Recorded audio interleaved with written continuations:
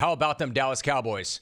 The team that missed the playoffs and spent all of last week making sure that they were the number one topic instead of the playoffs with their bizarre handling of showing an abundance of care and respect for Jason Garrett. How about them Cowboys? The only thing that would top that abundance of care and respect that they managed to overshadow the playoffs with would be if they announced a coaching decision during the weekend of the playoffs. But there's no way that Jerry Jones would do that. I mean, not even Jerry Jones, the ultimate look-at-me guy. Even Jera would not undermine the playoffs like that. No way that he'd piss off the entire league by violating the most unwritten rule ever, the most obvious unwritten rule ever, by distracting from the games themselves. I know this guy's the ultimate look-at-me guy, but he's got to be a team player. There's no way he would do something to undermine the entire weekend. No way that he would take all eyes off the playoffs. I mean, the games themselves, to make it about him, right? No way he would announce a move between games on a Saturday night or Sunday. And you're right, he wouldn't do that. No way he'd do that. He would not announce a coaching decision between games on Saturday night or Sunday. Oh, hell no. He's not that guy. No, but he would do it during a game. And not just any game, but one played by the Philadelphia Eagles. The very same team that knocked his team out of the playoffs. The division rival that has been more successful lately and actually has won a Super Bowl in this century. Damn straight he did. And it was a statement that read in part, quote, "We are extremely grateful to Jason Garrett for his more than 20 years of service to the Dallas Cowboys as a player, assistant coach, and head coach. His level of commitment, character, and dedication to this organization has been outstanding at every stage of his career. His tenure of leadership will be characterized by his ability to produce teams that always play with great effort, emotion, and passion, and he represented our organization with great pride, loyalty, and respect." End quote. That's incredible. Like, what's the best part of that? The idea that they let Garrett twist for a week, but did so out of an abundance of care and respect for Garrett? Or that they showed the abundance of care and respect by reportedly interviewing multiple candidates for his job while he still had a job? I mean, what's more caring than that? What's more respectful than that? Or that they announced the decision to move on from him right in the middle of a playoff game being played by their rivals. It's actually all of the above. I said it earlier. I'll say it again right now. How about them Cowboys? That is so great. I mean, like, you knew that they were moving on from this guy the moment they did not go to the postseason. When they weren't going to the playoffs, he was not coming back as head coach. They knew it. We knew it. Hell, deep down, Red knew it. But they made this guy come back anyway. They made him come back, and they made him stick around, and then they started to do a job search. A search for his job while he still held that job. And then when they had an entire week to make an announcement, they decided to make the announcement right in the middle of an Eagles playoff game. And you're going to tell me that's a coincidence. You're going to tell me that's just some kind of crazy coinkydink. Man, that is so petty. That is so salty. That is so Jera. So then the question immediately became, once you get beyond what a lack of class that displayed, I mean, to string that guy out the way they did, I mean, I can't help but wonder if they thought to themselves, hey, look, we know we're going to fire this guy.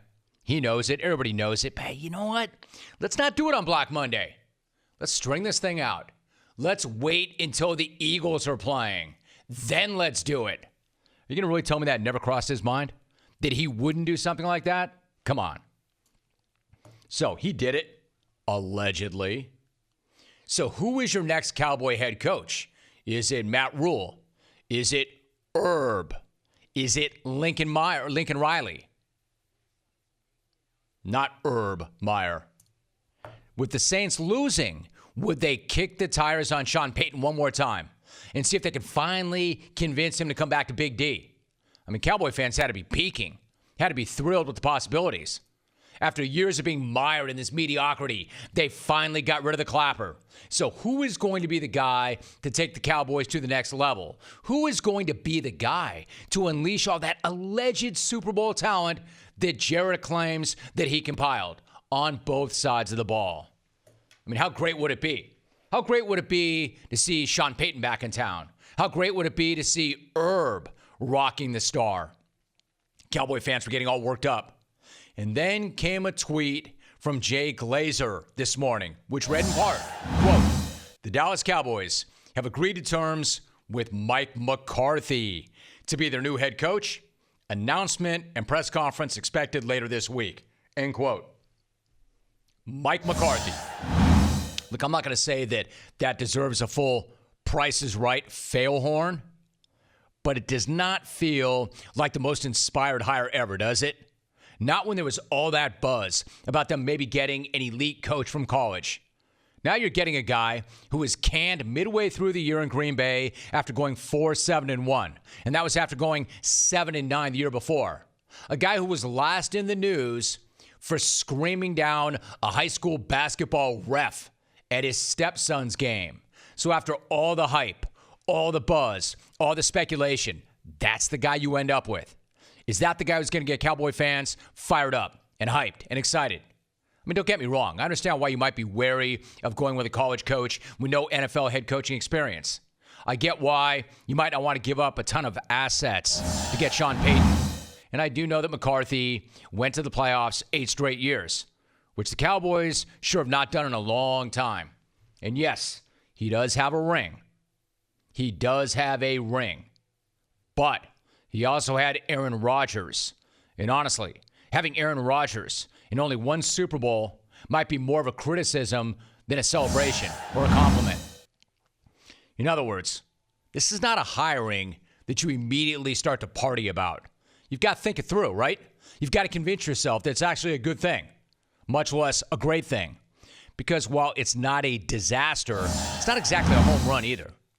What they're getting is a guy who's got a lot of experience as an NFL head coach, a guy who comes from an offensive background. And there's a decent chance that, unlike Meyer or Peyton or another elite name, he's not going to demand to call all the shots. In other words, he will play some ball with Jarrett. And that's key because apparently that's the guy Jarrett wanted. Adam Schefter tweeted, new Cowboys head coach Mike McCarthy stayed over at Jerry Jones's house on Saturday night per source. Once you stay at Jerry's house, he doesn't lose his guy, said the source. End quote. Yeah, all right. Is it just me or how weird is that? The kooky billionaire owner having sleepovers. I mean, that's just weird, right? So not only was Jerry having sleepovers, but Jerry was interviewing 2 candidates for Jason Garrett's job while Jason Garrett still had a job. This is the way you show comparison or compassion and care, an abundance of care and compassion for a guy who was with you 20 years by interviewing other dudes for his job while he still has a job. Jerry and Mikey are having a sleepover while Red still had a job. Man, that's weird. And not just Jarrett weird, but next level Jarrett weird. And supremely awkward. Awkward? Let's go ahead and let a guy that we say that we care so much about and we respect so much, let's let that guy twist for a week and make him look like a dope while having a sleepover with his replacement and then announce Garrett's replacement barely half a day after announcing his firing, after letting him sleep over. I wonder how many sleepovers Jarrett had with Jason over the years. What do these dudes do on those sleepovers? I don't know. Like, I've seen sleepovers for, like, teenage kids. But I've never seen them for, like, old and middle-aged dudes and people. Like, what do you do at a sleepover? Are those dudes just Snapchatting? Are they looking at their phones? Are they playing Fortnite? Are they in their sleeping bags?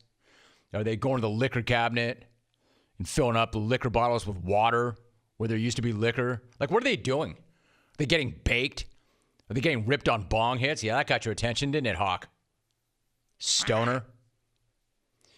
Look, if you're in the league office and Jerry ripped the thunder of the playoff game during the game, the only thing that can make it worse now would be if he stole the attention from the entire weekend with a report about hiring a new coach. And he did just that. The league would have loved a day or two talking about those 4 games, and now it's all about the Cowboys. Of course, Jerry's absolutely killing the game. Literally. He's killing the coverage and buzz about playoff games by making it about himself and his coaching search. And even worse, killing the buzz about his coaching search with the announcement. Let's not lose track of that. We just lost that. I mean, now they've got a coach. What the hell are we supposed to talk about? What are we supposed to do now that red is no longer twisting? Yeah, as always, Jarrett, thanks. Thanks for nothing.